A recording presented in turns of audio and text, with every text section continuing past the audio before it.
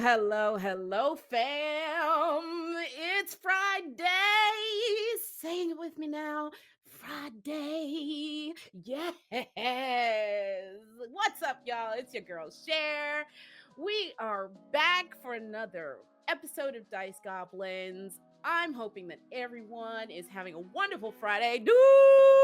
I see you repping, Duval. Thank you so much for coming in. I am so happy to be with you all today. As I like to say, I hope every one of you out there is well fed, uh, you're hydrated, you're safe, and that you are looking forward to the weekend. It is hot out there, y'all. Woo, ciao. Okay, now I mean, it's that heat, like it's Florida where I'm at. So, okay, sometimes you have to have, the extra wash rag like stuff where it needs to stay dry, right? Yes, we're not trying to get no rashes up in here.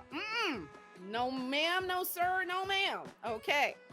But in any event, first off, before I get to my wonderful, lovely guest, of course, we've got some housekeeping to take care of at the top of the episode. And we are talking sponsors. First up, my longtime sponsor of the channel since the jump, 88 Riddles. Shout out to Jay over there at 88 Riddles. Check out the merch, fam. I'm telling you, these t-shirts, the dice vaults, everything is just selling out quick. I'm telling you, before everybody gets in their orders, especially for these lovely new books of holding that are here right now. Oh my gosh, y'all, I'm telling you, Jay is on another level with these dice vaults. Y'all gotta get your orders in now.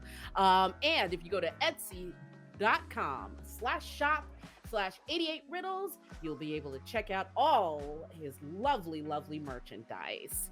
And next up, we've got 1985 Games. And y'all have been hearing me talk about their modular terrain pieces, okay? They also have the deck of stories that you just saw. I have personally used the deck of stories. It's really great for improv during your games. You're able to get good story prompts, good NPC ideas, all of that available with all of the products that 1985 Games puts out. And I'm telling you, look at how gorgeous that deck of stories box is, right? You heard? So check them out if you go to their website. So I am an official affiliate for 1985 Games. And here we go. We're going to bring up their web address right now. Here we go. And let's see if if tech issues don't get in the way. Of course, fam, y'all know I'm a one-woman show over here, right? Okay, just so y'all know. Here it goes. Okay, so if you go to 1985games.com/w/share, what that allows you to do, it allows you to help your girl out, pay some bills, keep the lights on. Y'all know how it goes. And I am very happy to endorse their products because, like I said, like, very useful stuff. Plus, they've got gorgeous dice now too. Oh, y'all got to get in on it. Y'all got to get in on it. And also, your girl has got some merch too. What? Oh, snap. Okay. So if you go to shop.cautionarygames.com, that is my TTRPG company. And y'all will notice my little goodest boy, Dincy Dice Goblin. Oh, he's got some good t-shirts. He does. And I've got them on the tote bag. And also, I've got a line of Hugs Are Free Action t shirts for those who are unicorn inclined. So check it all out. There's a good assortment here. I've got t shirt sizes all the way down to kid sizes. And also, we've got masks, we got mugs, even some backpacks for back to school for the kids. So check it out. And with that, I will say, let's get into our intro for our lovely guest, y'all. Oh my goodness, I'm so excited. So, today I have the honor to chat with none other than LaTia Jaquise. LaTia, she, her, is currently the Community Relations Coordinator over at Monte Cook Games and a member of the Community Review Board at TakeThis.org. She is a co-author of Critical Role, Call of the Netherdeep, in collaboration with Wizards of the Coast. And she has previously been the community manager for D&D Adventurers League. You may have seen her as the player character and #murderbird Dahani on the D&D 5th edition stream Rivals of Waterdeep, where she has also alternated as the DM for seasons 9 and 12. When exactly does she sleep? Nobody knows, okay? But here she is. And I'm so glad she stopped by today for a chat. So it is my absolute pleasure to introduce LaTia Jaquise.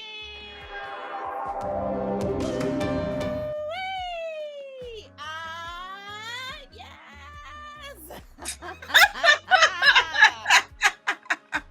Yes, indeed. Oh my goodness. It's me. Hello. Hi, how you doing, love? What's going on? I'm fine. I'm really glad that maybe took a minute before I came live, nobody saw me spill water all over myself. So that's the kind of day I'm having, but it's okay. Oh gee. Oh my goodness. Well, that's one way to cool off. I mean, come on. And it is hot. Oh my God. Oh wow. I mean, I feel like anybody that still tries to say that global warming ain't a thing, hello. Yeah, no, it's y'all need to reassess. I think. Take a look at yourself and your lives. For sure. You know what? I realized that you and I share a love of growing herbs at home. Yeah. Did not realize that until I had been doing my research for today's convo. Listen, as you can imagine, it's quite warm down here in Florida. Mm-hmm. All year long. And so where I live in Northeast Florida in particular, we only get like 1.5 months of chill weather, and like that's it. Mm-hmm. So my chocolate mint, I have chocolate mint, right? I'm sorry, what? Oh yes. Were you not aware? Oh. What? Yes, ma'am. So they call it chocolate mint. It does not necessarily have the flavor of chocolate. No, but like I bet when you rub the leaves, leaves, it smells like mint chocolate. It smells like a softer mint, if that makes sense. You know how there's a definite difference between peppermint and spearmint? Yes. There is yet another slight differential. You see, with the smell for chocolate mint, and it just grows. It grows everywhere. Like it's that's just mint. That's just mint. You have to container grow mint because otherwise you will just have mint everywhere. And that is the mistake that I made. Oh no! I have a little 4x4 plot where I was like, okay, if I put everything in nice, singular rows, everything's gonna stay the way it should be. And so it started out with like 3 rows of the mint, and then it just went over here, all the way over there. And that mint, okay, that mint hit multiply real quick. Yes. But that's the good thing. At least it's not dying off on me. I'm happy to say my thumb is green enough that it's propagating. So right, that's me. So this is my first year actually attempting to grow anything more than a house plant. So I'm very happy. Like I update people about my garden on Twitter almost every morning. So I'm very happy to say that I have more basil than I know what to do with. The cherry tomatoes are coming in. The lavender is gorgeous. The okra is flowering, and the mint is still in its container. Fantastic. Yes, and I saw the pictures, and the lavender in particular is gorgeous. Lavender Thank is you. tricky. Ooh, Mhm. especially French lavender. Mhm. Wow. I mean, yeah, if you do not watch the temperature, forget it. I yeah, that in Yeah. particular, RIP lavender. It's no, hasn't lasted very long in the Florida heat. Well, So I've defaulted to more greens. And yeah. also milkweed. There's Yeah. variations of milkweed that are good for the butterflies, and that there Yeah. are varieties local to here, indigenous to here. Yeah. I have a Um, I've shown pictures of it before and it's been a while, but I have this like D-shaped plot. Like it's surrounded by stones, but it's like D-shaped in our backyard that I want to just populate with like wildflowers and things like that for the pollinators and things like that. So it's mm-hmm. full of a bunch of like dying thistle right now because like things just Ooh, sprout up in there, but gotcha. uh Yeah. I will be like I'm gonna dig it all out and then like maybe next spring we'll talk about like some wildflowers. And, like I want to do Right. milkweed because Oh, we and that's actually gonna be so yeah. pretty. Oh Yeah. man. Well, I'll tell you what. First off, I know that you're just coming from San Diego Comic Con. Yeah. And I gotta ask you, how was it? Were there any like favorite moments that you want to tell us So about? What's going on? so it was my first San Diego Comic Con, and to that point, it was extremely fun. It was a blast. But I don't do conventions the way most people do conventions. I'm used to tabletop gaming conventions where if you're not playing games, then you're hanging out with your friends or you're going to the exhibit hall and seeing what's there. So, I wasn't so much interested in like all of the big activations that they did. Like Okay. I went to the D&D tavern and that was really fun. So to see kind of everything they had put set up for the movie and stuff like that, that was a lot of fun. Yes. Wow. Um, Okay. but I spent most of the convention either wandering the exhibit hall, doing my panels, or in my hotel room because there was a Chipotle across the street, and everybody knows how I feel about Chipotle. I love Chipotle. So I didn't have to go. I didn't have to go anywhere. Oh boy, that's fantastic. It's like, oh, roll out of bed, Chipotle right there. They're Yes. amazing. No, That's it was a lot of great. fun. Yeah, it was a lot of fun. Oh my gosh. Oh, that sounds so amazing. I'm hoping to get to SDCC next year. Depends on how fundraising goes this year, but I'm definitely hoping to get there because it I've from everyone that I know that is gone. It's Mhm. just been such a wonderful experience, and I'm really glad. I'm really glad for you. And so Yeah. just to give my listeners and my watchers that context, how Mhm. long have you been involved in tabletop gaming?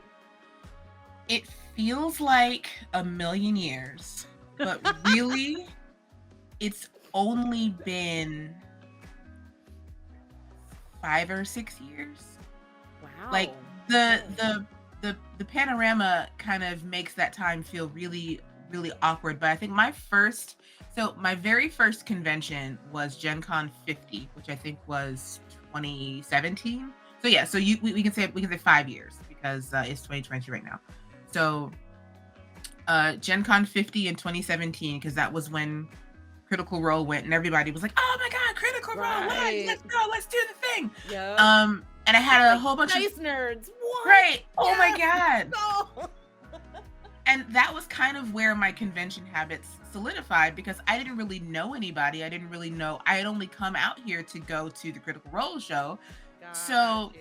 Got you. just wandered the exhibit hall with my Airbnb mates, and decided that I was going to try and do it again the year after. And that was when I got my first taste of running games at conventions.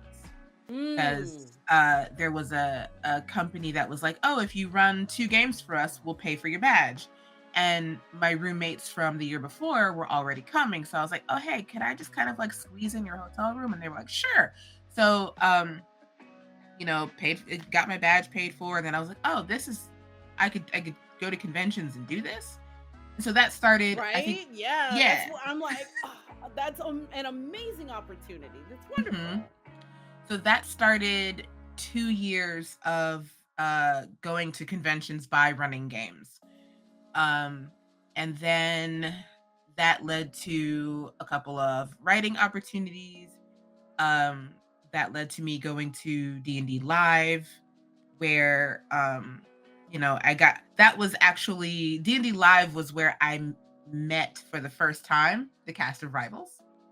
Got you. Yes. Yeah, and Okay. so then we met up again at Gamehole Con, and that was 2019. So then 2020 was when I was asked to guest, and then it turned out that some of the cast members were leaving, and so I was asked to stay because we were Chicago. Like it was, we were everybody was based in Chicago. We're all based in Chicago at the time, so I became a permanent cast member, and then the pandemic hit, and then just kind of 2020 was kind Blessings of that the you can remember anything before the pandemic hit. right. Holy crap. I feel like, I mean, it's unfortunate that it has the timber of what 9/11 did for us as Uh-huh. well. It's like, what the hell was I doing before 9/11? I can't even remember. So now Right. there's like another jump again, like, holy shit, what was I doing between 9/11 and like the pandemic? You know what I mean? Exactly. It's Exactly. so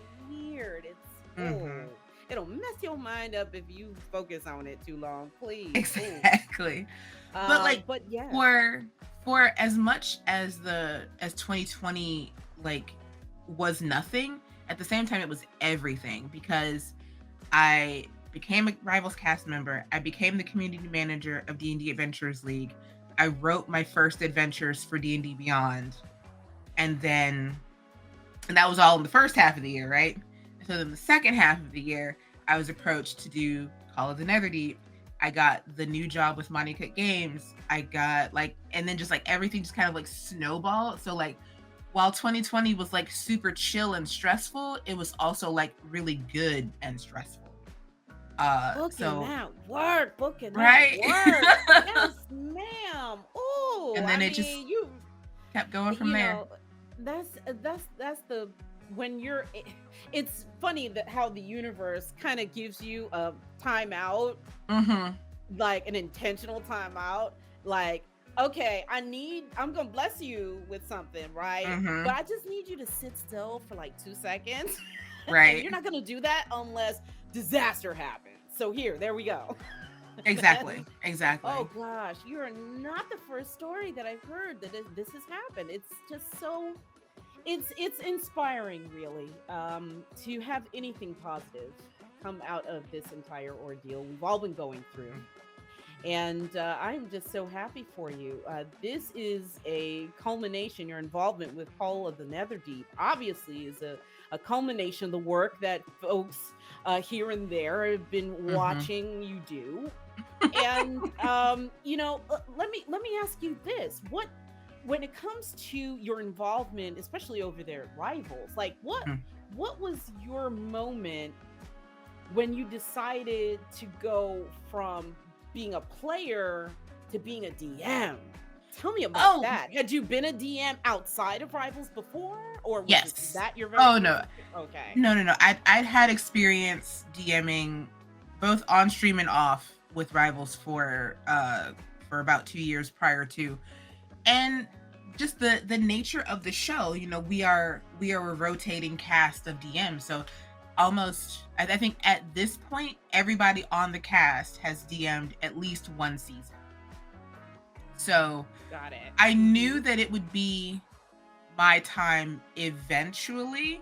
And that's not to say that they weren't going to force me to do it, but Right. I wanted to do it, right? I knew that I was going to want to DM eventually. I was just waiting for the subject matter to come up, I suppose, because my first season involved Candlekeep, and I knew I wanted to do a mystery in like not to it coincided with the release of Candlekeep Mysteries, and I knew that like I love mysteries and I love libraries, so I was like, yeah, that's gonna be my season. So yeah, that was just how it happened there, and Yeah, it was a lot of fun, That's especially fantastic. Wow. especially because I'm very much a seat of my pants DM, and that I don't really do a lot of prep. So I think I didn't know what the plot of my season was until about halfway through. Wow. Okay. I mean, that's great for folks to hear. Folks out there that are also thinking of becoming DMs, are intimidated a little bit. There's always the forever push and pull between over prepare versus don't prepare at all Right. versus meet yourself in the middle some kind of Hmm. way. So it's very encouraging to hear. Especially when it comes to the different hats you're wearing at the table as DM. Hmm. You're wrangling cats, you're keeping numbers in your head, you're keeping lore in your back Yeah. pocket. There's Yeah. so many things to juggle. But the way, I mean, I gotta say, you make it look effortless. You really Oh, do. please It's stop. so I'm sitting there and I'm like, wow. And it's like you're able, what I find enjoyable about your DM style is that you definitely allow your players to think around the problem. It's like, okay, you always hope that you have a DM that does that, that doesn't railroad you in a Mhm. certain direction, that lets you live your best life. But you Yeah. really let folks just live their best life. And I love that. Absolutely love that. Even And when it's they're giving you just the worst grief sometimes. It's like, okay, y'all, and I we I will tell you that that was something that I had to learn. Like even to this day, I do feel that I still very much I feel like I railroad my players because coming from DMing for Adventurers League, where everything is it's a module, it has to be done in a certain amount of Mhm, time, you have to reach a mhm. certain amount of checkpoints, this, that, and the third thing. And it's just like I ran games like that for so long that when it came time to say, oh, I want to tell a story that doesn't have these constrictions, these parameters, these rails, but I still have to kind of lead people to a conclusion that I want, Right. that was terrifying. I mean, and you hope, I mean, any DM worth their salt is there to encourage their players to just do just that, to live their best lives, Mhm. to accomplish a goal that maybe their characters have in mind, or maybe a goal for their characters that they don't even realize is a goal until you're like right in the middle of the game. Mhm. And just being able to let folks do that, but in the back of your mind you're like, please, little bird, fly. Please, do good. Just do the thing. Thrive and Why? survive, please do. Because I'm be real sad if I have to sit here and say, dearly beloved, we are gathered here around the body of this character because they were acting a fool and they decided not to heed their whole party's like Right? warnings and pay attention or none of that. But I but hate to also have to do that. But you but know what? also they know. They know. And you know they know. It's like, because you sometimes you'll have players, Duval, I'm looking at you. Sometimes I haven't even DM'd him yet, but you want to know something? I see yes, I'm gonna call you out right now, Oh right no, wait, here. you're not wrong though, because I have played with him. I have not DM'd for him, Okay. but I have played with him. And I know. It's I like know. We all know. I'm gonna do the brave, noble thing, and I'm gonna go out blazing. But my fellow party members are gonna live, and it's like, but love, we want you to live as well. Come on, we just you. All you got to do is just run instead. Just head Right. that way. You be alright. You get them. You get them. Trust. Right. We Nope. all can we all can run. That's the thing. We all can run. Everybody can run. You don't have to be the one that doesn't run. Right? Oh my gosh. Wow. When I have to admit, I've fallen into that with other systems as well, not just Mhm. D&D, but I've done that myself. And I've had to check myself like, do I really need to do this? Not how do you want to do this? Do I really Right. need to do this? Like, you do have to but hey, listen, if you want your character to have the best epitaph ever, yo, make it as heroic as you want. That's it, Exactly. But one thing, I mean, I feel like what I've definitely got to know, cuz I know all my listeners and all my watchers are going to want to know, what was your favorite player moment and what was your favorite DM moment? If you can think of one of either of those. So I think my favorite DM moment had to be, this is something that happened completely behind it started behind the scenes. So last season, so I have to give you a little bit of context. So my first season DMing for Rivals and Candlekeep, I put doppelgangers into the world, which is a terrible thing to do because then it makes your characters, I'm sorry, the best terrible thing to do, because then they don't know who is and who isn't a Oh doppelganger. dear. It could Uh-huh. be anybody. Oh But gosh. behind the scenes, during a game, Tanya, Cypher of Tyr, came to me and said, "What if my character has been a doppelganger this whole time?" Oh. And Oh. I am now. Right. This is happening while we're live, so What? I'm Wait. trying Okay. to keep track of the story that is happening Oh. and talking with Tanya in Zoom chat, like, okay, how has this worked? Where have you been? What is going on? And like, my brain is split in two places at once. But when it came together in, I think, episode 7 or 8, when they found out, and all of the things that she had done with Celise prior to saying, I want Celise to have been a doppelganger, were at that moment that everybody figured, at that moment that it was revealed, so in character for an out of character Celise. Oh my god. That I You're could have blowing my mind right now. I did not know that's how that went down. Yes. Really? Like, yes. oh I could have never DM'd again after that season and been completely happy with how my DMing career had gone because of that moment. For sure. Wow. Okay. Yes. I had no idea that's how Yes. it went down behind the scenes. Oh my gosh. Yes.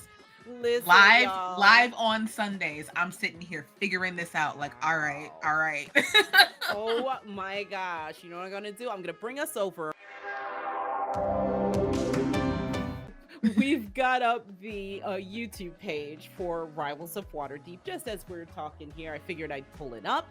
And oh yeah, y'all, listen, what we're talking about isn't even spoilers. Y'all have definitely, if you all have not already, I would definitely highly recommend go check out the YouTube for Rivals of Waterdeep so you can catch up on all of the previous seasons. Because when I say wrangling cats, oh my goodness. every one of us, every season, we are all cats that know that when it's our turn to sit in the DM seat, we are gonna have to wrangle other cats, and we're fine. It's amazing. Now, was there any favorite player moment that you had as Dahani, for example? Was there? So I think so. I have one, and then I just have like a general moment. So the very first episode after C2E2, when I debuted, was the only episode that I got live in studio before we had to shut down for the pandemic.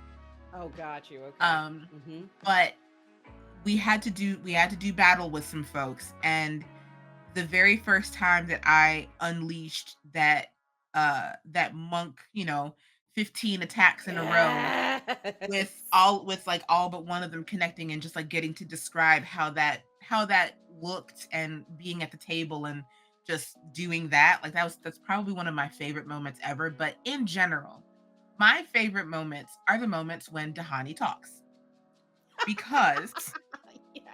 If you don't know, Dahani has a charisma of 7. And is always the one or is very frequently the one who ends up talking to a point that either a persuasion or intimidation roll needs to be made.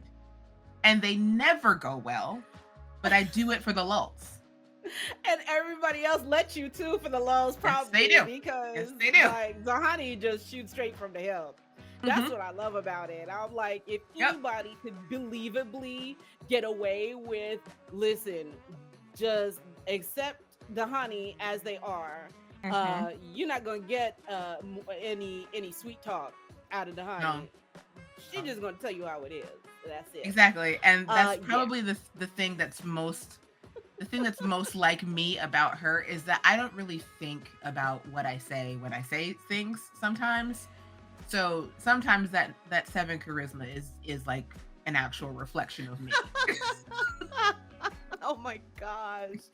Um, and now, the vast, talking about that dichotomy between being a DM versus being a player. I mean, the vast majority of us nerds get in on tabletop games in the first place because, in general, we like the gameplay. Mm-hmm. And now, in your case, from the moment that you entered the TTRPG space, not just as a player but as a professional, Mm. right? I'm curious. Did you have any original aspiration to affect change in any way, especially with your work now published in Call of the Netherdeep and such? So Or I will say that I did not enter the TTRPG sphere intending to be a writer. I definitely didn't intend to be a community manager. Uh, I definitely didn't intend to do half the things that I've done. Um, but I think being a Black woman in the TTRPG sphere, in spaces where Black women were not prominent, there is a story that I tell frequently when people ask me this question or similar questions. I was at Gary Con 2019 up in Lake Geneva, and Gary Con is it's not, I'm not going to call it a grognards convention because it's not. The crowd is older certainly and getting younger every year as more people discover it, but it's a nice little convention that Gary Gygax's son Luke holds in honor of his father and stuff like that. So I was there and I was in the bar, and this guy comes up to me and he says, I don't very often see Black women in the TTRPG space. I have an adopted daughter. She is Black. I want her to grow up knowing that anything that she wants to do, any game she wants to play, she can do it. How do I make sure that that happens? And that was the first time that anybody had ever come up to me and asked me a question like that. And it made me realize how important it was for me and for people like me to be seen. Because now that, that father knows that when his little girl grows up and wants to start chucking dice at people, she can do that. And if somebody says something to her that she doesn't like, she can go to her father and her father's going to take care of that. Because that's what I said. All you have to do is listen to what your daughter says. I need you to throw away anything that you might think about boys will be boys and, oh, they're just having fun and, oh, this and, oh, that. If your daughter is uncomfortable and she comes to you and she tells you that you're uncomfortable and you don't do something about that, she's never going to come to you again. That's right. So That's right, because there's lasting consequences to ignoring, those type of emotions. And that's kudos on that dad. That's amazing. That's an amazing story. Yeah. Wow. Just And very inspirational. yeah, and I wish I had gotten his name because I told him that I was going to be there every year, and if he needed anything, he could come and find me. And of course, that was the year before the pandemic, so I have no idea. Yeah. Got you. Well, hey, listen, you never know. That dad may be out there listening now. That would be Maybe. amazing to Sir, find you're you awesome. again. That's amazing. And well, now what we're gonna do here is the one other question before we go to break, because I see Mhm. that we're just about halfway through. I want to make sure to ask you, what was it that inspired you to get involved with organizations like Take This, for example? Can you talk a little bit about that? They asked me. Okay. um, but I mean, obviously, I could have said no if I wanted to, but no.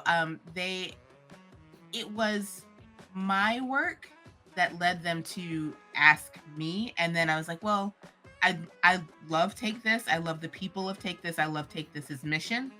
And as somebody is who has over the last couple of years come to terms with the fact that yes, they may be neurodivergent, um, being a part of a community where I can kind of help lower the stigma around that is definitely something that I wanted to do because I am undiagnosed, but I'm like 97% positive that I have ADHD and possibly autism. Autism is genetic through my family.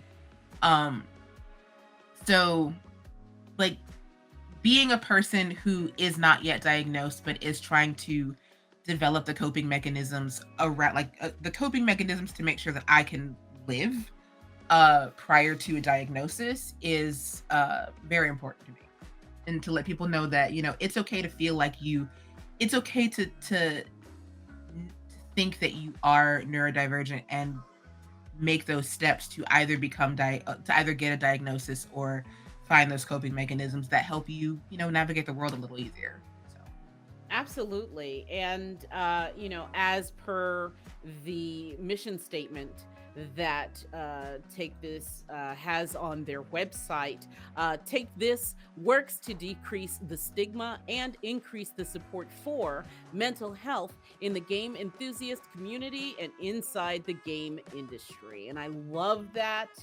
I think that all too often, listen, I was born in 76.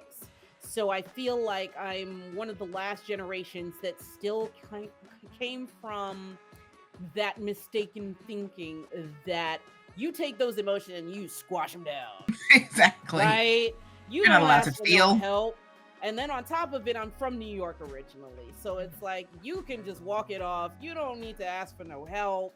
Mhm. And that's detrimental. That's harmful in this day and age. It's important, definitely, especially young people, to you know figure out as soon as possible that just thinking that you're in your own silo is not healthy. It's not realistic because there's probably plenty of people around you going through similar, if not same, and just nobody's talking about it.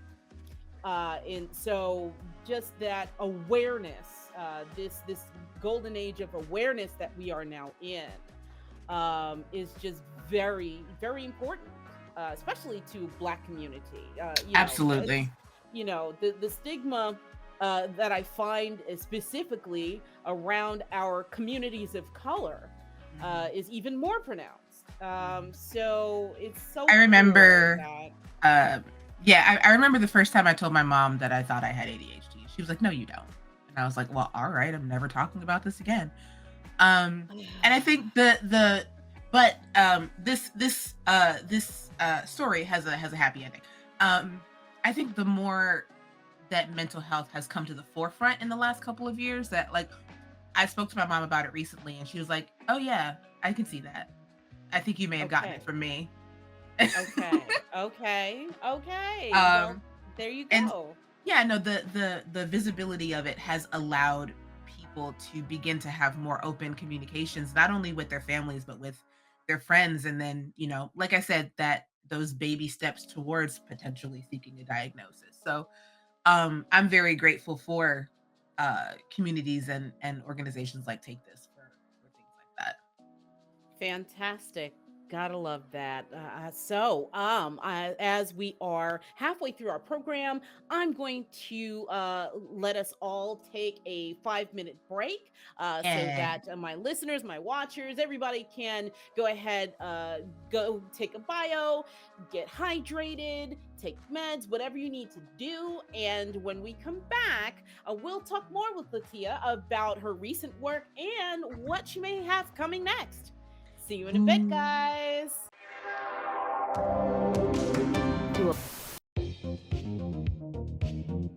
I'm bored. We can go scream at the cat for another hour. Nah, I'm tired of screaming at the cat.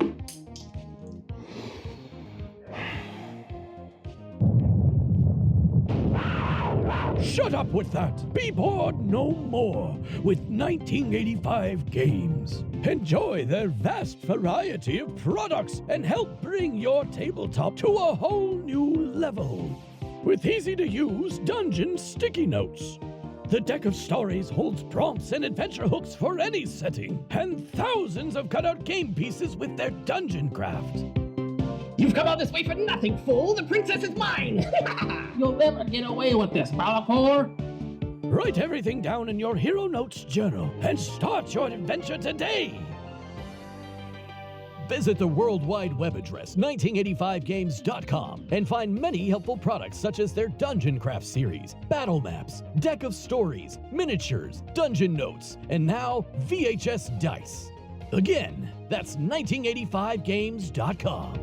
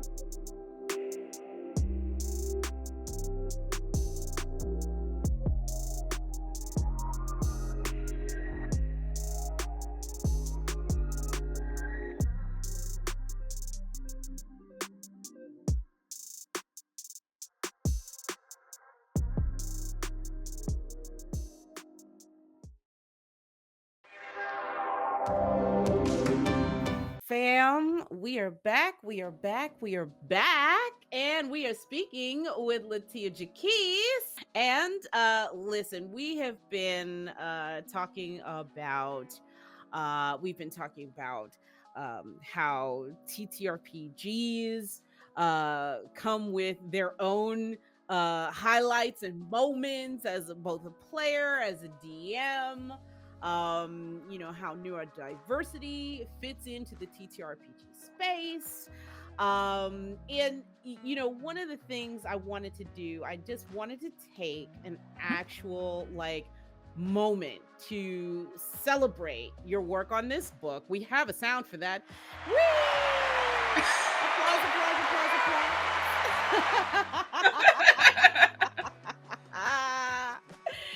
And because especially when you're a creative, there is that tendency not to be like, oh, it's over, oh, it's done, it's out, it's on time, it's on budget, and we don't often as creatives really just take a moment to just breathe it in and celebrate. So I would love to ask you, what do you feel is your what are you most proud of in this book, considering your work or even that of others?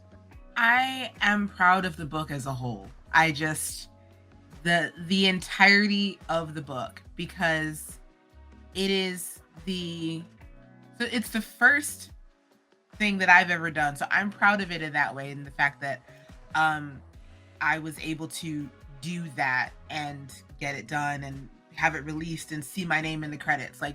That's a wild thing, especially, like I said, considering that in 2017 when I decided to start playing D&D again, I was like, I'm just gonna play D&D. Yeah, this Critical Role thing's pretty cool. I guess that would be cool to do someday. And then 5 years later to be like, all right, I did that. Now what?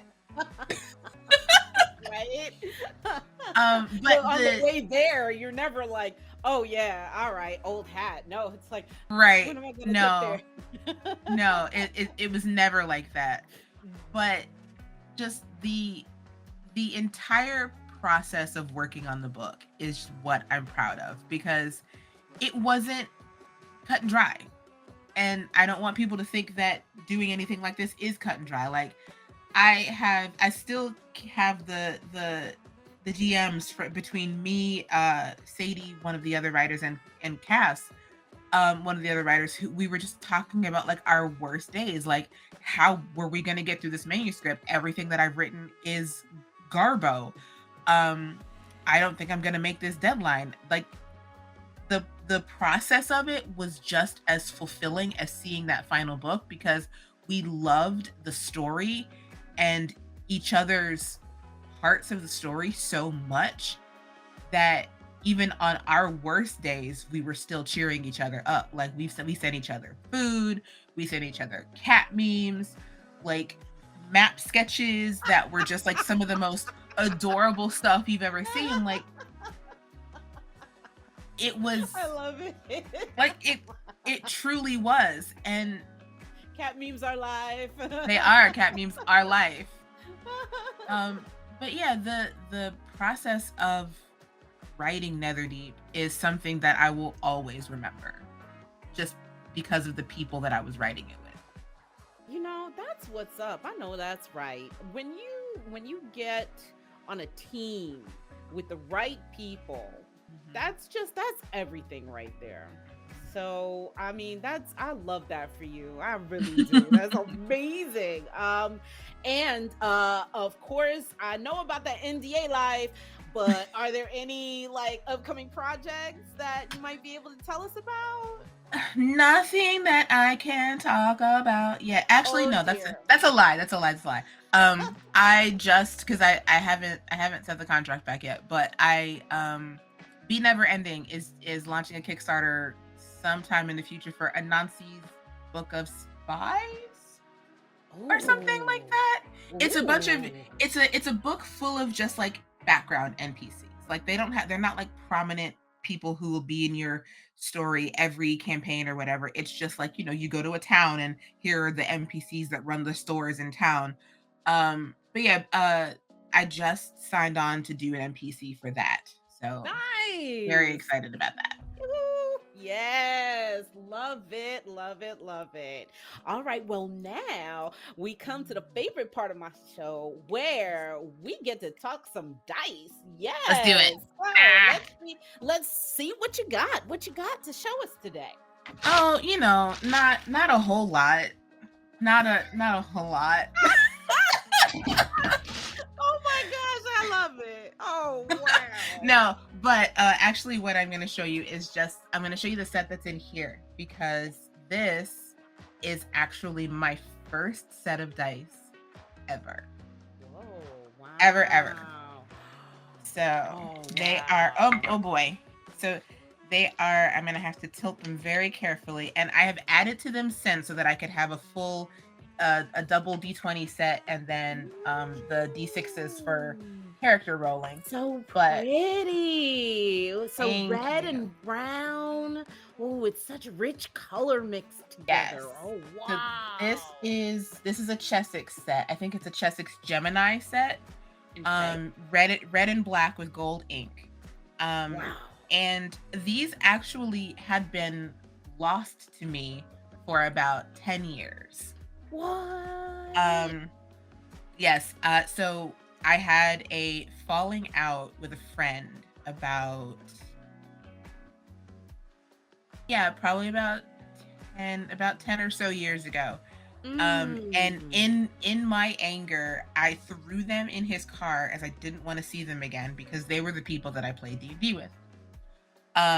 So when we reconnected, actually we reconnected because he saw my Adventuring Academy interview for Dimension 20. Gotcha. Okay. So just a cool little story about how D&D can reunite friends that have been that haven't spoken to each other in a decade. Heck yeah. Wow. And then when he came to see me, he brought them back to me. So yeah, I have, these dice are probably almost 15 years old. Wow, that is unreal. That is wild. I mean, just being able to, not just come to the table together around games like this, but to heal rifts with people, with one another. That's, oh my God, that's a quest story waiting to happen. My goodness. Wow. Yes, indeed. And do you have any others that you'd like to show off today? Of course I do. So these are, I'm going to show you the prototype. So my company, I like I own it. The company I work for, Monte Cook Games, just a couple months ago finished a Kickstarter for an adaptation of Old Gods of Appalachia, the horror podcast. Yes, okay. And we have some, as part of the rewards, we are releasing some dice, and these are the prototypes. Look at, okay, so translucent, and it's got the sparkles on the inside, underneath the surface. Ooh, that's real pretty. Oh my gosh. And each of them, like, it'll be easier to show you on the D6, but the D6 and the D20 both have the logo for the podcast on the highest face. Got you. Yes. Ooh, wow. That's real pretty. I love it. So these are my only set of prototype dice. Okay. And then let me see what is in this bag. I have not rolled physical dice in so long. Like, but it doesn't it never makes the collection decrease any. No, it doesn't. Hold on. I keep these out for a reason. Yes. So these are my favorite sets sets of dice. I'll show you these ones. These are the Chessex. Blessings. You are so organized. Look, only in areas of my life where it doesn't matter. I love it. So these are the Chessex. How can I best show these to you? My goodness. The Chessex Borealis. Okay. They don't make these anymore because I think the glitter that they used to fill them was like a food glitter. Oh, gotcha. So they had to stop using that type of glitter and use a different kind. So they don't make these anymore. And I've seen sets of these going on eBay for sometimes prices that I would actually consider selling them for. Wow, that's amazing. And it has that that kind of translucent color with the dark numbers. Thank goodness they put the dark numbers on there, because like I like to tell people, my eyes are getting older, not younger. So, please let me be able to read the numbers that I'm rolling. And then generally like this is the one that I have most of my favorites in, because they're all Critical Role, like the Critical Role Borealis dice and then my vampire dice. So all of these dice came from Critical Role live shows, with the exception of the D20s that are over here. Wow. So all of these sets on the bottom here came from live shows. Full collection. Gotta love it. Oh my goodness. All right. Well, I've brought a mixture. Let's go. A couple of them that are, I'll start off with the big chonkers. I've got this one here, which is actually, it's the red with black, with the gold numbering. This one is a Kraken die.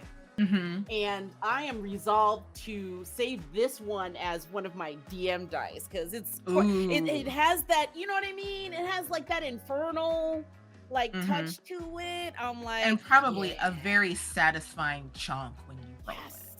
Yes, I like a good chunk.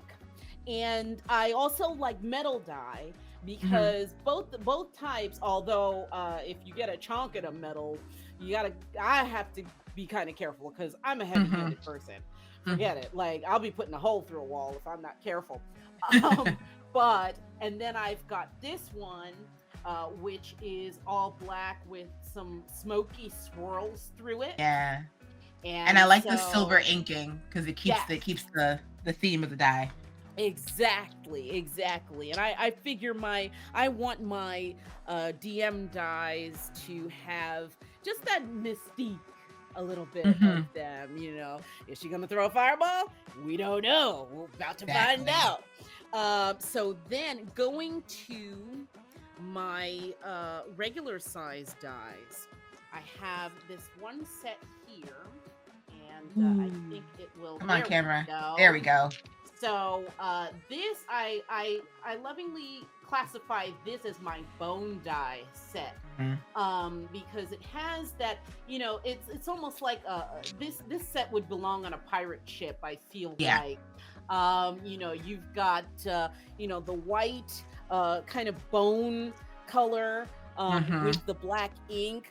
And it just when I saw it, it made me think of Pirates of the Caribbean for whatever reason. I was like, this is dye that was carved out of like the bones of an old pirate, or the pirate's enemy, maybe, right? Something like that.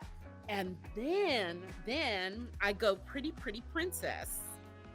I don't do pretty princess anywhere else except my backdrop and my dice. That's it. I'm telling you, everything else is very straightforward about me. And here we have this lovely set. And it's got, it's got the purple faces, it's got the golden trim, and just that little touch of the emerald green at the corners. This was lovingly gifted to me by a friend of mine. And so, I saw it and I was like, oh, how did you do that? How you do that? I don't usually do pretty princess, but it works. It works. Yes. I love it so much. So that's my my showcase for today.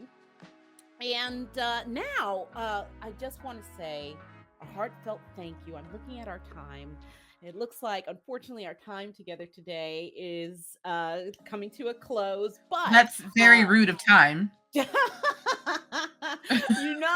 I'm like, somebody make me a time lord real quick, please. Right. It has been wonderful to have you on the show today. Thank you so Yeah. much for being my guest. Please let folks know where they can find you online. Of course. You can find me talking entirely too much about everything on Twitter at LaTia Jaquise. It's my name. Or at my website, LaTiaJaquise.com. And I know you said online, but Gen Con is next week. And if you're going to be there, then you can come find me there because that's where I'll be. Yes, y'all. And before we leave, we have a special way to close out the show. If you're ready for this, here we go. Let's do it. When we say so long farewell on this show, we say love, peace, and soul. This is how we roll. I love it. Yes. Love, peace, and soul. This is how we roll. Yes, indeed. Yes. Love it. Yes, indeed. So I'm going to go ahead and transition over one more time. Thank you so much, all of you who have come through the stream live today. Every and any ways that you are able to support, whether it be through subs, through follows, through word of mouth, through, just spreading the word. I appreciate every effort that you guys make to do so because it helps me to keep this show running and keep bringing back great content to you guys. So with that, I'll see you next time. Bye now.